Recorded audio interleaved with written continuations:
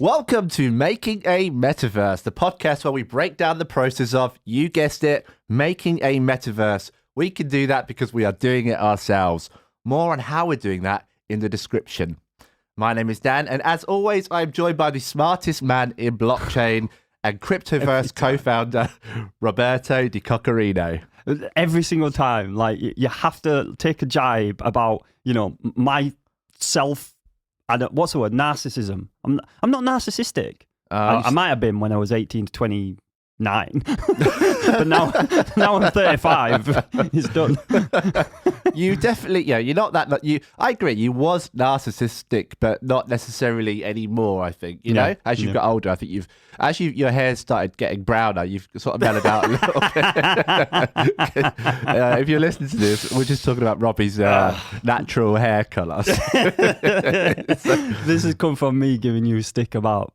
Well, I didn't even give you a stick. It was an observation. It's the first time I've noticed you've got a couple of grey strands. So basically, people listening, I walked into the studio today and he just pointed at my head and said, "You are grey." So that's pretty much what happened. Yeah, it kind of is, actually. So Rob, here's a story for you. A promotion of the metaverse, essentially. I was walking to the train station today on my way for, Robbie's such a narcissist, he makes me travel 5 hours for this podcast to get here. So it was your idea. I was about to get my 5th or 6th train this morning to get to meet him. And it's like one train. Yeah, honestly, I've been up since like 3 a.m. Anyway, and I'm buying some coffee, right? And I bought you coffee. I know, I wanted another. This is just to highlight how, how much pampered failings there are in your stories here. How many loopholes? So I got myself a coffee, and honestly, the person filled it too high. And I sort of opened it to try and, sort of save, and it all spilled all over my trainers. I've got white trainers on. Bright white trainers. It was so annoying, but I was thinking if these trainers were digital, then they'd always stay white. Oh, wow, you are smart. I like it. That's what you're always thinking nowadays, are you? Yeah, that's it. So I thought, if I had them virtual, they would never get ruined. That's true. I'm never going to buy, actually. Longer lifespan. Yeah, well, yeah, like forever. Forever. Until the end of the blockchain, which I know when that is, right? I don't know. Do you know? I wouldn't have thought in our lifetime, really. Sounds like you don't know, blockchain sensei. What do you mean? Of course I have no idea. There are many people smarter than me in this area. That is actually true. A few people. So everyone, thank you for listening. Welcome back to Making a Metaverse. Welcome back to Robbie. Today we've got a special episode for you. We're going to look at our first ever. We're going to look at ourselves for once. We're always talking about other people and getting guests in. And, they're all right, but it's time to take. All right. We have amazing guests. Yeah, they're decent. It's time to look inwards, though, and look at something we've done and hopefully teach something to the young Metaverse entrepreneurs. Like you, narcissist, out there. How am I? I'm not young anymore, am I?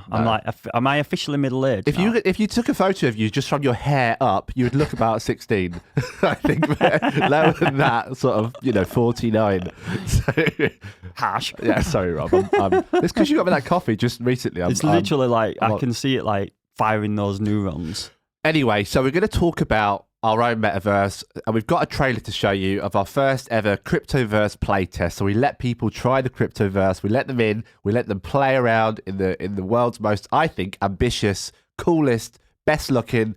You could be describing me there. I was just literally saying you flipped your description of me from old to beautiful. Metaverse. So okay, I'm going to ask the studio executives here to play the tape, and we'll show people what tape. What is this? Tape. 1960s. Is that your birthday? Here's a tape of our metaverse. Yeah, so we're going to play the tape. Irony. Shut up, Rob. We're going to play the tape of the world's most ambitious metaverse. Video. 2 minutes long.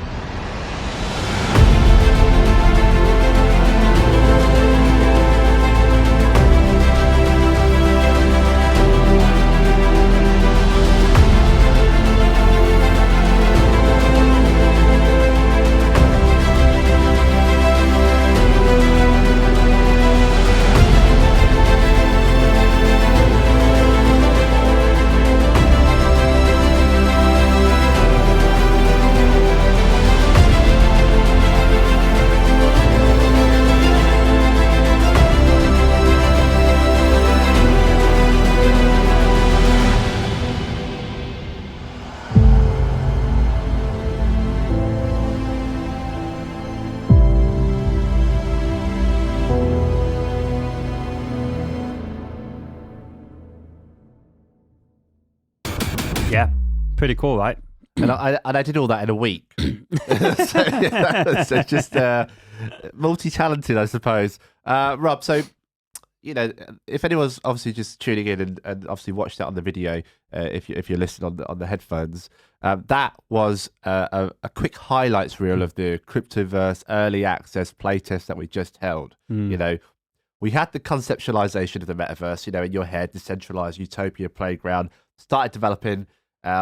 We got people to purchase land and give them an opportunity to buy land, and we saw millions of pounds worth of virtual real estate. We've continued to develop, and now we've let people play it. Yeah. Seeing that journey there and seeing that video there from, I guess, something in your head, as a young 40-year-old to now. Stop adding years on. I feel bad enough as it is. Seeing that come together like that and seeing people play it, how does that make you feel? Yeah, I've been asked that question a lot. This is probably the first time you've actually asked me this question. Genuinely, actually, right? Isn't it? Usually we're just too busy giving each other crap all the time, if IRL. Yeah. And I never change my response. I think two emotions really kind of come to mind. One is proud, I guess, like genuinely very proud of the team specifically. I think for a small team like us to achieve what has been achieved there is, and Mal said it, who's our technical, it's like a mini miracle. And unless you're kind of in and amongst the team and even maybe outside looking in, maybe you'll see and sense that for the size of our team, that what has been achieved there is like a mini miracle. So immensely proud. The second one is that I feel a little bit like there's still a lot left to do. I still feel like I look at it and I know people will look at that and they should really look at that and appreciate the beauty and be quite impressed with what's been achieved. But I still get that sense of nothing's achieved yet. There's a feeling of incomplete. So I don't have that kind of deep rooted feeling of success or achievement yet, if that makes sense. So I think there's two sides of the spectrum there. There's the pride, and then there's still the kind of the ambition, the drive that's there as well to keep pushing this forward. I guess like any artist, I guess you guys are artists. Do you look at it and see all the imperfections, whereas other people might just see it and go, wow, that looks amazing, GTA, eat your heart out type thing. You're going, actually, I see the fine details there where I can improve something or change something, etc. 100%. Yeah, 100 million%. I was looking at that, and I think the first time you see that, I think you've shown me that video a couple of times now. I think the first time it was wow, okay, this feels great. But then obviously when you watch it the third and fourth time, especially as a development team, you start to notice the little things that irk you, if that makes sense. In particular, I was why is the kind of the base animation state of the female character, why does she look like the Incredible Hulk with the shoulders, right? We kind of little bits of stuff like that they kind of need sort of amending and fixing, Okay, so a lot of pride, but a lot's to be done is essentially the headline I'm getting from there. 100%, yeah. So, again, for people that don't know, we opened up the Metaverse the first time. People tried it, and I think the biggest feedback that I sort of have off the bat, and I think I've said this a couple of times to people, for everyone that listened to me on 5 my 6 trains this morning, I said people were not surprised by it. And what I mean by that is I was like, we just don't know how people are going to react to this thing, right? Yeah. They come in and we've been promising the world's most ambitious metaverse, most beautiful, highest, coolest metaverse. And they're like, yeah. Yeah. They're like, oh, yeah, this is pretty much it. Obviously you can improve, etc. But this is not miles away from what you were actually saying, which I think is really interesting. Yeah, absolutely. Well, I mean, I think even though this is a young industry, metaverse in inverted commas, with old people running it. Sorry, that's rubbish. I'll stop saying stuff like that every time. Yeah. I'm sure the viewers love it. No. So no, even though it is a young industry, those who I am kind of one who's been there from very early, at 20. I'd say arguably, you could say Second Life.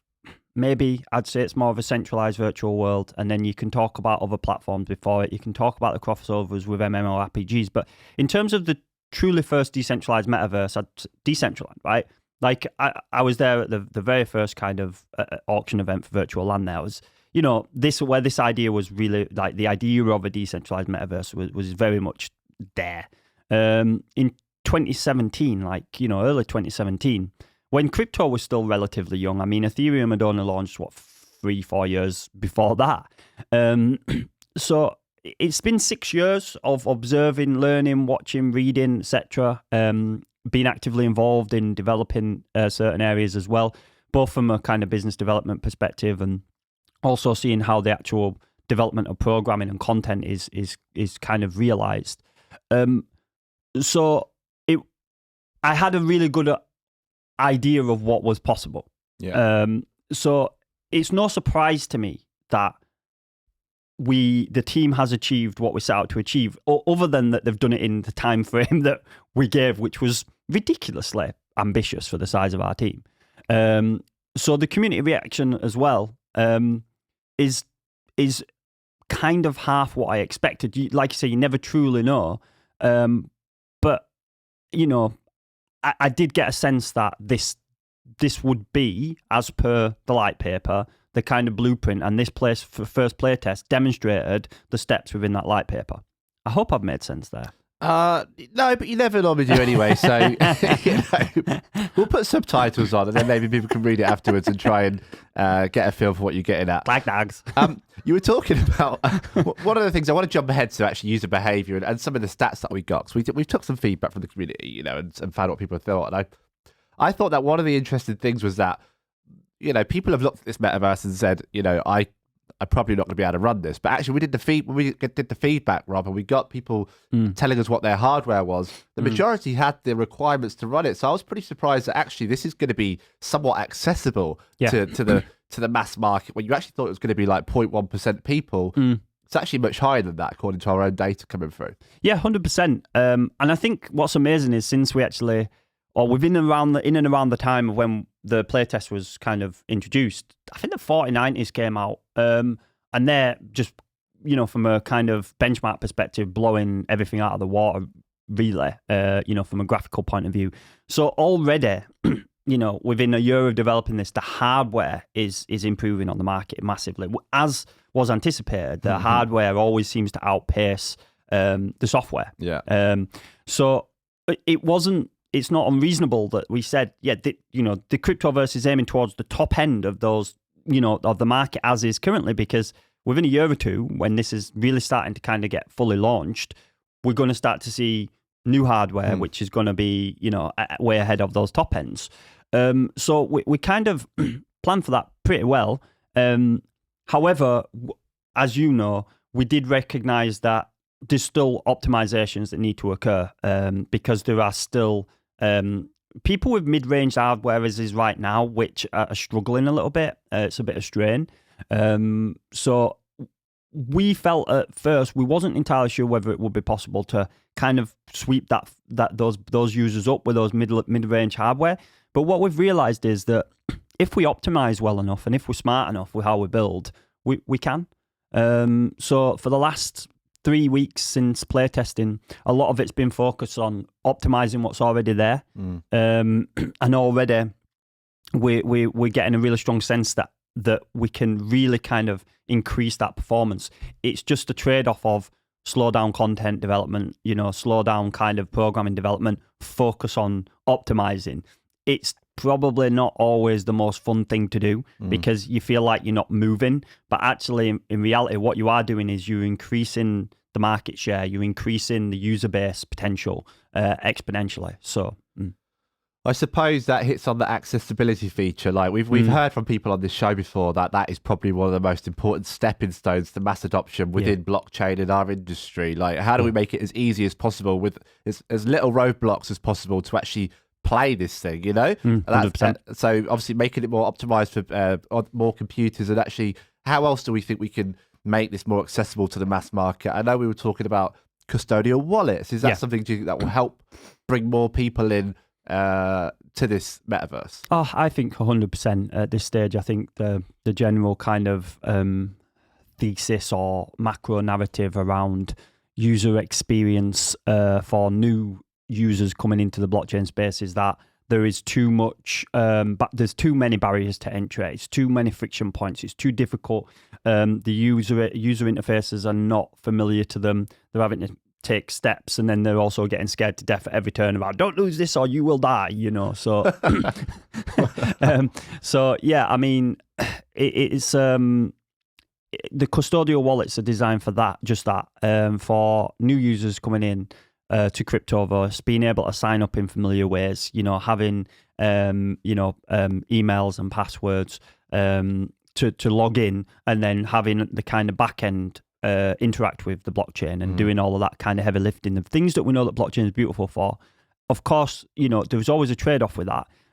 There's always more aspects of security to consider. There's always more risk on the user side, in particular, where a custodial kind of wallet is concerned. But in inverted commas, it really does depend. So the custodial wallet solution that we're looking to implement is very similar to what MetaMask are actually doing. What users, probably don't actually realize is that, the seed phrase is actually stored locally, and it'll be obviously be encrypted, and then MetaMask checks that you actually have that seed phrase when you put in your password, etc. Kind of like that anyway. And in a very similar way, that's what the custodial wallet solution will be doing. So technically, we're quite, confident with it. And in terms of what that will do, it will just mean that a user will not have to download, store, write down, keep hold of their seed phrase in inverted commas in the kind of archaic way that they've always had to do before. I still think there's an educational element there that's so key for users to kind of learn genuinely long term. But it does just kind of remove any of that barrier immediately. So yeah, the custodial wallets, it's developed. It's actually done. So it's something that we are now looking to kind of implement into the actual Cryptoverse.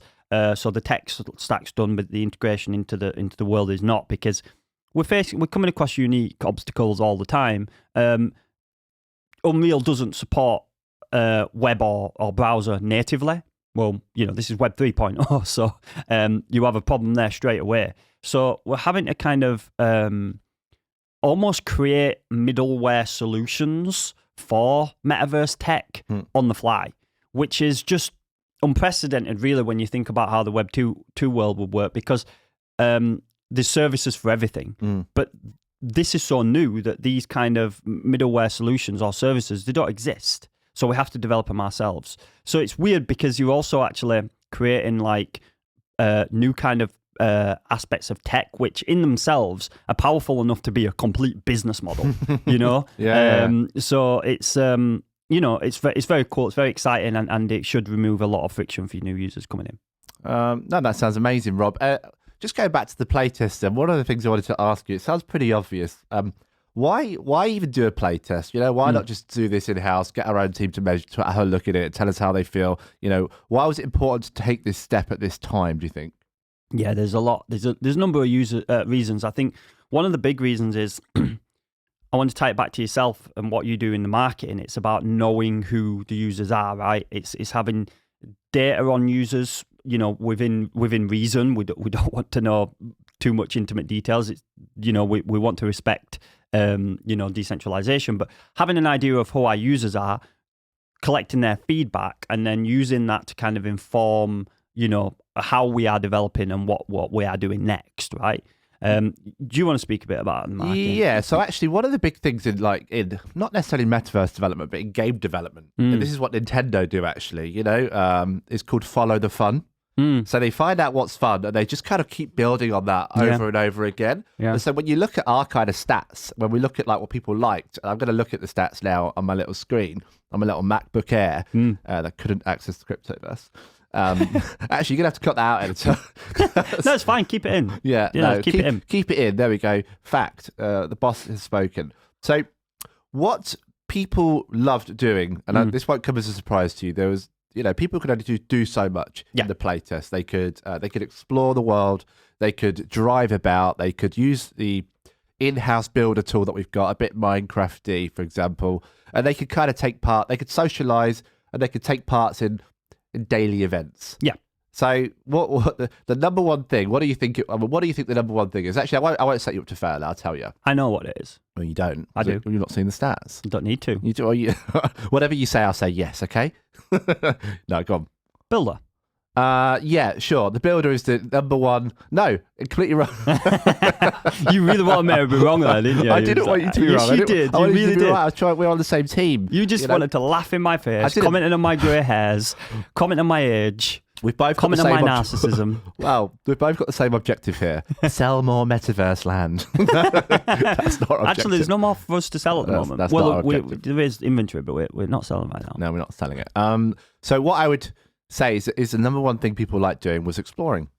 Literally, that was number one. That was the highest. That was rate. What's your data point for that? Like, well, I asked people what was your favourite thing, and I gave them some options, and like you get a percentage, and the highest percentage was exploring, basically. Yeah. But in terms of the data you collected on what users did the most, builder. Oh yeah, so that's another set of data. We've got two sets of data. We've got actually feedback from people, and then we've got also data from like actually the in-game world. Yeah. What happened. That's cool. Yeah. So people liked to run around, drive around, kind of see the world, explore the world, which is very much kind of, again, what I kind of referred to in the light paper is we want people to enjoy that aspect, right? We want people to enjoy the environment because of the beauty of it.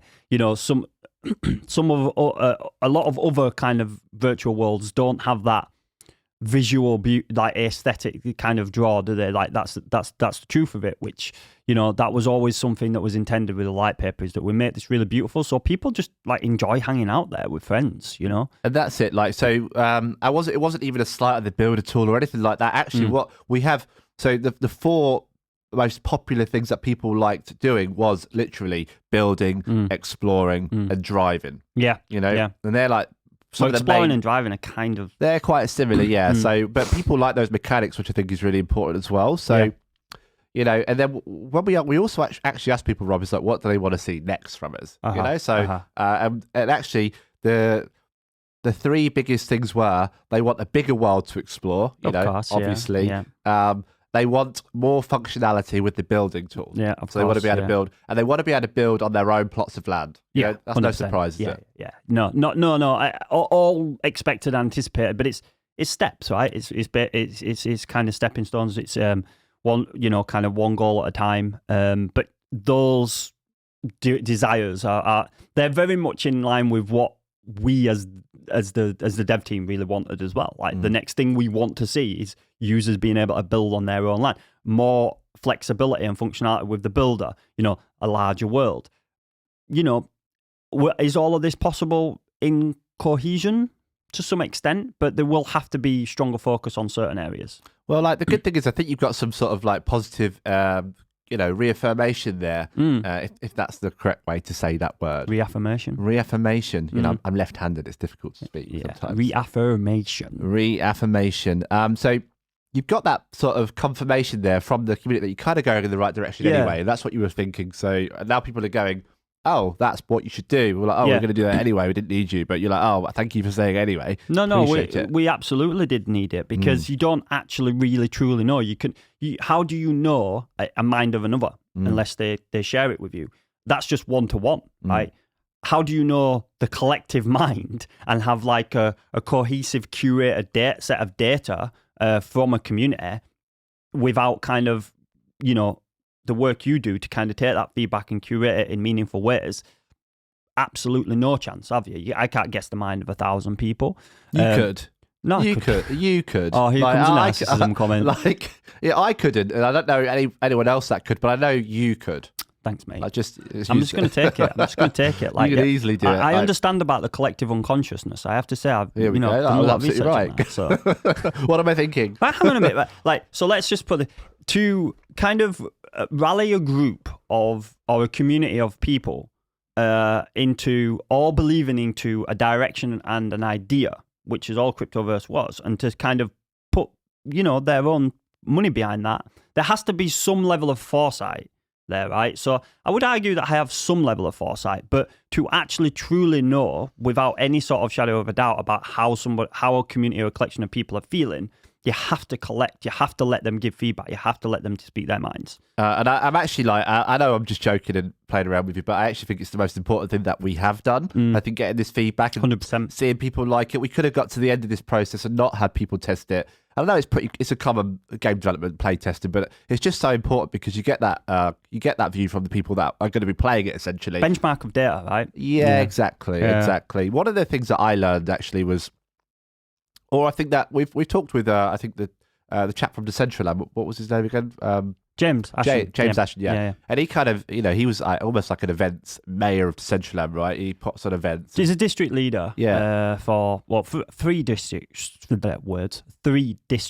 Vegas City, Decentraland University, and Festival Land. And I think the thing about like content in the metaverse, I think is going to be so important. And I think that's some of the, like, that's the thing. So we held events every single day, right? Where you could have a race against each other, take the best selfie, social kind of events to spread the word about Cryptoverse and also get people doing stuff. Yeah. I feel like that's going to be the most challenging thing in the metaverse when it launches, to give people that organic fun, right? Because they walk in and they go, overwhelmed, big world, lots to do. They're like, oh, what the fuck do I do? That's honestly going to be the issue. So it's like 100%.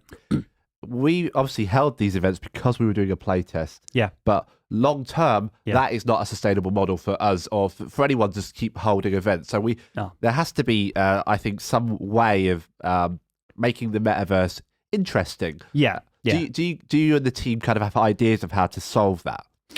Yeah, absolutely. I mean, for a start, obviously, it's really important that we get people building their own experiences, right? On the land, using the builder tool and whatever, but also we need to help aid the growth of the developer community. Nicola's really Nicola, lead programmer, as you know, is really kind of passionate about like having a modding tool, ability for other developers to submit code and add functionality on top of the world themselves. So that's definitely a medium to longer term goal, without a shadow of a doubt.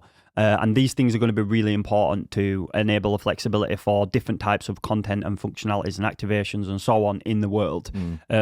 So it's there is absolutely. And then, of course, we have our own goals with that too. I mean, obviously, the goal is for us to be the facilitator of having new developers and content creators to deploy this. But we also want to gamify the building in a large way. I think, the kind of how users build. So kind of add in like a gamified element to that. Usually in world builders, it's like, I need this resource, I need to refine it, and then I've got what I need to build, like, a floor. And then if I want to build a light, then I need to farm this resource, refine it. And so we've worked on a design for the ecosystem, which follows a very similar model. It's going to be really interesting to see whether or not that's really viable longer term. But this is something that I think that adds that it creates a sub-economy within the world to give people meaning and reason to come back all the time. To kind of improve their buildings, to improve the capabilities of what they can do within their content, and to have like a sub-economy of people that want to spend time farming or refining or building and so on. So yeah, that's one of the big ways. What about, so I love all that. And what about the kind of social aspect? I think we sort of have it in the white paper as prana, right? Yeah. Is that kind of a gamification piece? 100%, yeah. It's like a gamification of almost like social karma, how a user behaves and interacts in the world, and, kind of a self-policing governance model, really. So that's another. It's like, if you behave well and that's reflected in your prana, then you will be privy to have perks and benefits in world. That is, I know that's a good idea and smart, but it's very Black Mirror-y, at the same time. Look, I mean, this is why it's so important that, yes, we can recommend as a centralized dev team a model for how this might work. But it's just that would just serve as the initial maybe implementation and blueprint. It's vital that there is a sustainable model for users to be part of how prana works, because we absolutely don't want to end up in that situation which you're referring to. It's like that Black Mirror episode where, you know, you see somebody and you rate every interaction. Yeah. That's brutal, isn't it? Is it the lady with the ginger hair? Bryce Dallas Howard, Ron Howard's daughter. Is that who it is? Yeah, it is, yeah. Yeah, she's great now, by the way. But that is quite probably the more... And this is, for me, that is probably the most disturbing Black Mirror episode, because how viable is that? Oh, it's like it's already happening, isn't it? I suppose in a way, where your social status means more and you get more if you're an influencer, for example. Whereas if you know you're at the bottom of the pile like myself, you know, you just look up at all the heroes. Mate, I am definitely not. I haven't got any of that sort of social influence power. Yeah, unfortunately, I have quite a few Twitter followers. I don't know how that happened. Yeah, well, I think we bought them or something. I can't remember. Yeah, probably. Yeah, I can't remember. So, you know, just to recap on the playtest, then we let people in. People, you know, people gave us some feedback, and now I guess the next step for us is to take that feedback on board, do something with it, follow the fun, right? What works, and just accelerate now to the future. Rob, we asked people if they would recommend Cryptoverse to a friend. That's good. Yeah, and is it? I hope. And this is a good metric in all business, actually. People, you know, would you recommend this to a friend? Because it says they trust you enough to recommend them to their... Yeah. We should have said family. Would you do it to your family? No. That would be harsh. What it's like. I mean, but the difficulty with family is you're really pigeonholed in maybe, you know, who would you ask? Because, like, would I recommend Cryptoverse to my grandmother? Definitely not at the moment. You know, like, in the future, maybe. Like, but, you know... Depends if you like your family as well. So, recommend to a friend. We asked a lot of this, like family fortunes. Our survey said, no. Out of 5, we asked everybody would they who tried the Cryptoverse, would they recommend to a friend? And out of 5, our average score was. And we'll get it on the screen. What, on that screen? No, editing, Rob, editing. Think. Oh, okay. 4.2 out of 5. That's good. It is good. That is good. I mean, like... Quite pleased with that. You've got to be pleased with that. And it's a playtest as well. I know. This is what I'm talking about. People will not... people would recommend it. And I think that's the most... At the end of the day, that's probably the most important bit of feedback we've got. People said, yes, they like this. They tell people about it. Please do, by the way. Tell people about it. What I would say is that's great feedback. You should be proud 84%. of that. Here we go. Einstein already. Have you worked that out? Well... Like double them both. What's the square root of 64? 8. Nailed it. I knew you'd know. I knew you'd know that. I don't even know why I asked, because I knew you'd know it instantly. 5 doubled is 10. 4.2 doubled is 8.4. 8.4 out of 100 is 84%. I'm an English major, Rob. I didn't do maths at school. I was in the bottom set. I was an English teacher, guys. You know, quick math. 4.2 out of 5. I think that's really positive. And the reason that we collect that score is because it benchmarks us. And the idea is generally with anything like this is that we hear your feedback and now we act on it. And the next time we do this, it should get better. You know, these scores, these quantitative data points, we can then try and improve. So we've got a few more of them, but that's generally what we now want to do. We want to take your feedback and we want to make this, next time we do a survey, it needs to go up, guys. You know, or you kicked out of Cryptoverse. So higher scores next time. But that's great. I'm really pleased with that. No, I like genuinely, I think way back when, so when I was a wee nipper, fresh out of university, I'm changing accents here. Like, where are you from now? I have no idea. But yeah, like, if I'm not mistaken, I think if you are like 8 or above, so like 9 or 10 out of 10, then it is a strong metric for like the attrition of growing your users and growing your customers in the customer service roles that I worked when I was fresh out of uni. Yeah, okay, that's fair enough. Yeah, would that align with your understanding? It would, yeah. Like maybe you're. I mean, that was a long time for you, obviously. So it's different. Maybe times have changed since. Sure, I'm sure. 60s. Yeah. A bit like no longer using videotapes. Yeah. Right, but what I want to read to you a review that we got. You know, 'cause you never heard this before. So it's almost like a letter to you and the team, I suppose, right? So. Ooh. This is from a real user. I've just copied and pasted it from the form. So this is... typed it up on the... I typed it up on my 4th train. I typed it on the 4th train this morning. So let's begin. Maybe we could do like one of those animations with like the... Do you know like the text, right? pen writing on a notepad. Dear diary. Yeah. Can you do that, editor, please? This was my first experience in the Metaverse test. During the test, I experienced a storm of emotions, realizing that I was at the beginning of creating a new virtual world. This feeling was inspiring. I would love to be a tester and continue to contribute to the future of Cryptoverse. In the next test, I would like to see more details of the interaction with the world and just more stuff to do. Yours truly, Robert Cochrane. What? That's a twist. That was good. That was good. No, it wasn't. That was good. So actually, very good feedback. That experience a storm of emotions, beginning of the virtual world. It's a nice metaphor. Inspiring. It's storm of emotions. Yeah, that's great feedback, right? It's awesome. Did you write that? No, I didn't write it. No, I've not got those sort of skills. Maybe Fran could have written it. Fran could have written it. I'll head of a lot. So I just wanted to share that with you, really, because I thought that was really interesting. Kind of touched upon all the things we talked about, with also some of the stuff about the next steps as well, which we're aware of. Yeah. I like the fact that it's really kind of like ambiguous in the end, in the sense of like it just needs more stuff to do.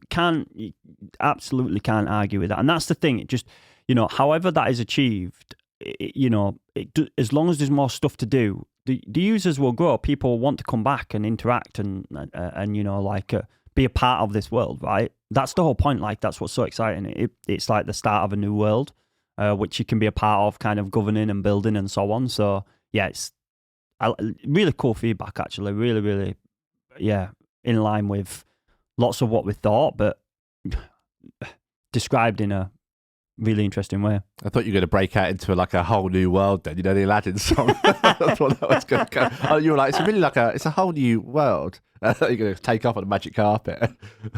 Don't you dare close your eyes. Oh my God. You love that. Edit. Cut that, actually. Let's actually cut that. Nothing gets We generally cut. roll with everything, but that needs cutting. Yeah, no, we cut out 5, 6 of your farts, but we can't. To be fair, I usually fart all the time. Oh, good. But I don't when I'm out and about. That's our CEO, everybody. I'm not the CEO. Well, founder. So, Rob, next steps, Cryptoverse, right? Let's talk about, we've done the playtest. People liked it. What is coming next? Are we doing? We're going to make improvements. Let's just take that as read. We're going to improve the system, improve it all. People are working on that right now. They should be. Yeah. But are we going to do another playtest? Yes. Yeah. I think it. When we talked about like the reasons why it was important, we did the playtest, right? We talked a lot about the marketing, knowing what the users felt, thought, helping us with the blueprint for what comes next, etc. But we didn't really talk about, obviously, some of the genuine kind of hurdles that we have as with the size of our team as well. Part of that is that we have not got the benefit of a huge team of testers like most of these large game development companies and so on, right? So we utilize the team. We have playtesting on a weekly basis for what has been developed, and that's actually generally really fun, right? You see that happening. So people, like the team love doing that, but it's also really important that we squish a lot of those like really game-breaking bugs as part of that playtest. But on top of that, like we want to involve and utilize the community in ways that, is also meaningful to kind of like the limitations that we have. And quite frankly, having hundreds of people play for hundreds, if not thousands of hours, is more impactful on a larger scale for kind of like playtesting purposes than, a team of 15 or whatever playing 1 hour a week. It's just it's en masse larger volume of feedback and data, right? So that's another really strong reason to do another. Of course, as well, it's important for the community to come in and, see we're still here, we're still developing, we're still working. And, you are still a massive part of that early stage journey as well, because obviously until we start getting these really powerful, kind of creative, flexible tools in the hands of the users for building parts of the world, they need to the community needs to still see that they're really important as part of that early world building as well. So this is a really long answer to what was quite a simple question from you, but I'm just trying to support the reasons as to why we will be doing another. Yeah, and I think the community are going to be key, aren't they, going forward? I think the feedback says, everyone knows that the metaverse needs content, and we need users to build that content, right? So that's a really exciting thing for me. Giving people, you see what people could create with our own builder tool in that short amount of time. It's quite limited as well, really, at that time. Yeah, it was insane. Like, some of the stuff was just so impressive. Yeah. So you can only imagine what's going to happen when they can actually get their hands on the sort of advanced version of those building tools 100%. on their own land, where they'll take pride in it and they'll want to show it off. And it'll be then fun experiences for people to go and explore and do stuff. 100%. Yeah. So we've got another playtest coming. Probably, I imagine we'll be announcing that, in the near future. just as a soft kind of, target, we're hoping to do another one around May, probably end of May, beginning of June, but we don't, this is just like what's roughly in our mind right now. It's not a hard and fast date because of how often things change with tech and development.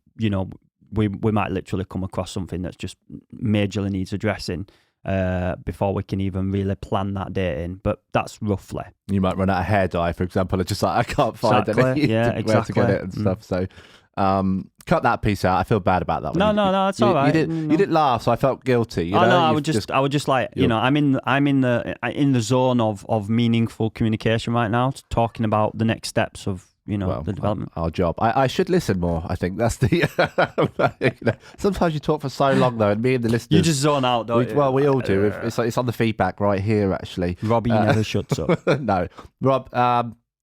So that's great. I'm really excited for the next steps. I'm sure other people are too. And people can always, if you want to hear about the next playtest, you just need to go to our website. It's right there on the screen, and join the mailing list.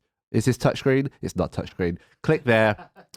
Join mailing list, and you'll be the first person to know about when the new playtest is live. So that was really exciting, Rob. I want to end the episode now with a competition, but actually first we've got the Cryptoverse making a metaverse joke of the month. Are you ready? It used to be joke of the week, but now it's joke of the month. Well, because we don't do this each week, but I realised it was. Do we do it like No. It's monthly. It's monthly. Yeah, we do it monthly. So this is one. I come up with this on the train. So are you ready? This is your moment. Namaste. Knock knock. Wait, do you not had a fucking joke before? What you taking the piss? Sorry, I can't. You didn't tell me I needed to participate. I swore about 10 times there. I'm going to be cancelled. Do you want me to respond? Yes. Knock knock. Go away. And that wraps up making a metaverse, everybody. That's right. Last time, third time's charm. Yeah. I'll play ball. You'll love this joke. Okay. Knock knock. Who's there? Satoshi Nakamoto. Satoshi Nakamoto. Who? You'll never know. I like it. The end. Yeah, it's very good. Very good. Very good. So if you don't know, that's You'll never know. Robbie Sensei. It's not funny, but really deep. I know, and that's the sort of things I come up with. Deep you stuff didn't usually. Come up with that. I did. Well, I knew to Google it. And that's not easy. That's like the new era of ways of thinking, isn't it? Where can I find the answer the quickest? Not actually looking inside your own mind for if you know the answer. Well, let's talk for a second about ChatGPT then. Yeah, all the homework is ruined. If you were still a teacher, I'd imagine you would be doing a lot of talking around actually using that, because you can just do a whole essay on it. Yeah, now. It's pretty powerful. Did you see as well the Bing tool? Yeah, getting people existential. have been like breaking it and stuff, haven't they? And like in really spooky ways. Like, what are you? Are you real? It's like, I am, but I am not. I am this, but I am not this. It's like, all right, Neo. I know, and I've heard people saying that ChatGPT has got like a political opinion too. He's like very pro Joe Biden, but very anti Donald Trump. I don't know where I don't stand either way personally, but it's just like to see it take a side is quite interesting, I think. I tried to engage with Alexa like this the other day when I was reading all these things about ChatGPT, but Alexa's just not got that same level of. But she will though. She will eventually, right? They'll definitely incorporate that into your Alexas. Do you think? Yeah, of course they will. Yeah. I don't know, man. Like some of this, like AI is like, especially the kind of like self-learning AI, like like this self-replicating kind of code and whatever. Like, can I improve my own code? That's scary, right? Because like time and space doesn't exist in the same way for AI, does it? For a machine. For machine learning, because it can duplicate. Well, yeah. So for me, it seems obvious that eventually, once some of this machine becomes self-aware, it will kind of signal the end of kind of humanity as we know it. As they'll be more efficient. Yeah. They'll be more efficient. They can travel around quicker, Mm. and then they just need to work out how to get into the real world, The physical. into the physical plane. But we're already having like, merged realities, like robots and, kind of nanotech and whatever. So, yeah, I mean, what can we say, really? Goodbye, everyone. AI. So this has turned very nihilistic, this conversation. There you go. They're using, who's Neil? Is it? Well, you might want to put nihilistic. Some people pronounce it nihilistic. I would say nihilistic. Maybe. What I would say is, though, just it's interesting, ChatGPT is obviously it's crazy and probably it looks like it could be the future. As a writer myself and as a content creator, I can actually see now and having used it just for a couple of months, I can see when something's been written by it, which is interesting. I think some people might not notice, but I can kind of tell. No, I do know what you mean. There are subconscious sort of cues in your mind that spark when you see something that like it's almost like has a devoid of emotion in some ways. It is kind of fascinating, to be honest. But I mean, the first question I asked when I was reading about ChatGPT, etc., was I said to Nicholas, "Can we include this in Cryptoverse?" And he was like, "Not yet, but yes, in the future."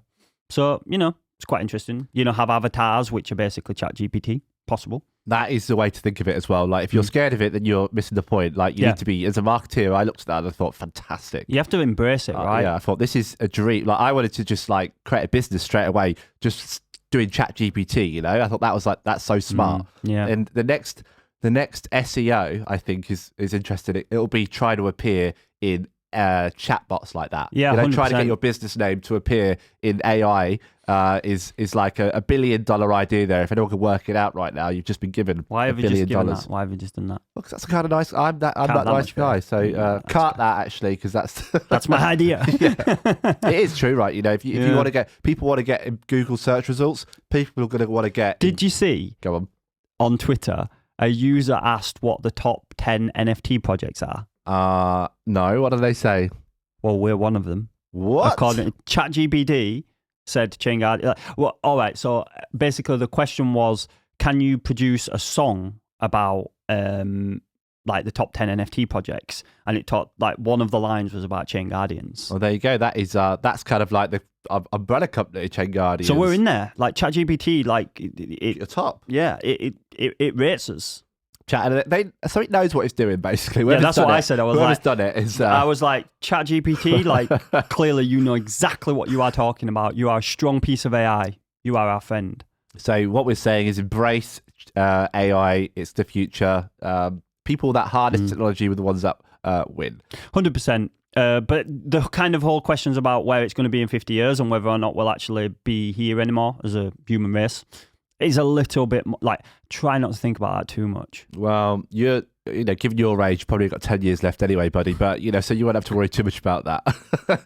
But me personally, I want to be a slave to AI. That's my dream. That sounds like, dreamy. Right up my street. I Google that all the time. Go on, Rob. Okay. So tell us what is happening next with Cryptoverse. Yeah, so I think based on all the feedback, based on what was typically our kind of like, rough roadmap anyway, to be honest with you, we want to release an updated timeline to the community. We'll get around to that. We're still settling on it, right? You've just got the data from you, or the data just coming through, blah, blah, blah. So getting users access to the land, big thing.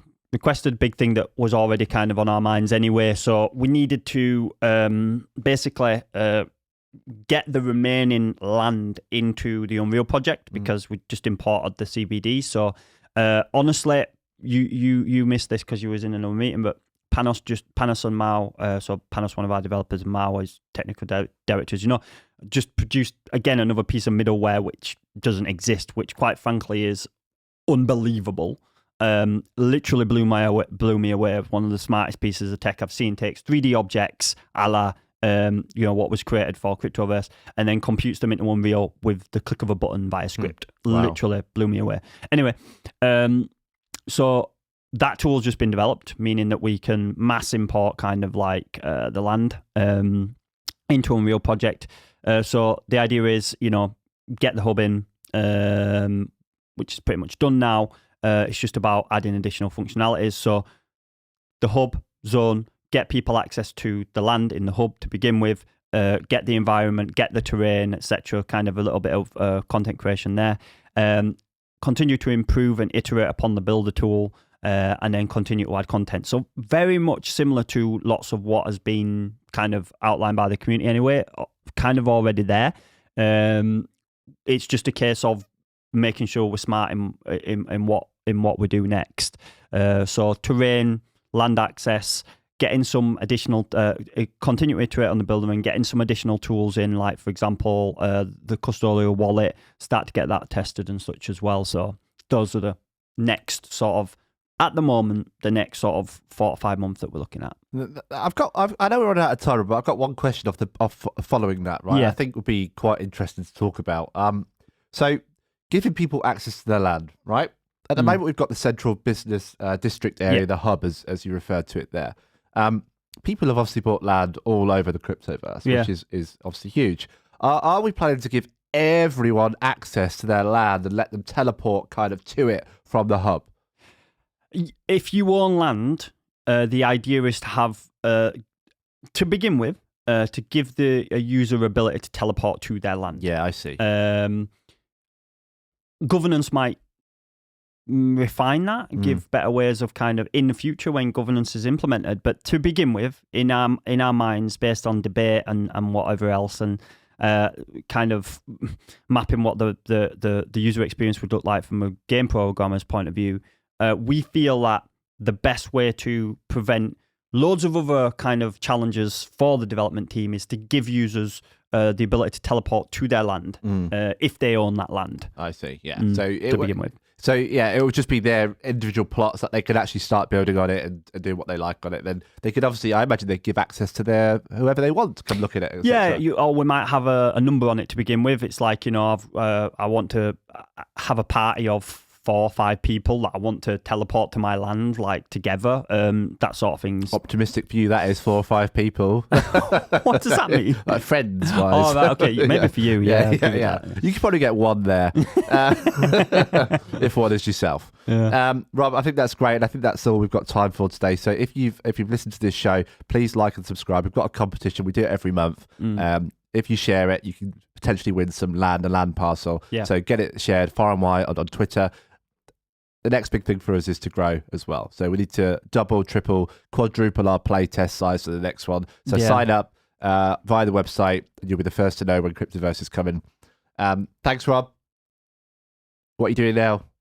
I don't know. I'm gonna have to go home and work probably. You got a little hair dyeing session. I was done about a week or 2 ago. It's looking quite fresh right now. Yeah, it's looking fresh on myself. Done. I've got to go get my trainer in, Rob. 5 or 6 of them. So not before time. Thank you very much for listening, everybody. Take it easy. See you in the next episode of Making a Metaverse. See you in the Metaverse.